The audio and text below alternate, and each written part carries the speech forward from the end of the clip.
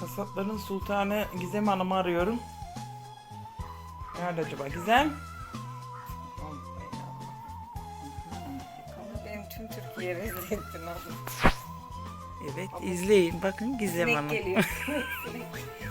Kafanı niye kapattın? Sinek geliyor. Ne sineği ya? Kara sinek. Kız Abla kara, aç. kara sinek yüzüme geliyor. Jet Sosyete Gizem Hanım'da son durum. Evet arkadaşlar. Abla. Çıntar hasadı, zeytin hasadı bitti. Yapıyorum hadi yeter yoruldum. Ot toplayacağız. Ne otu? Ot, böreklik ot toplayacağız. İneklerimden ot toplayacak ya. Abla oyun oynayıp durma abla. Evet, son durumumuz bu. Böyle, Jet Sosyete Gizem'in Sırça Köşkü'ndeki yatağı. Evet,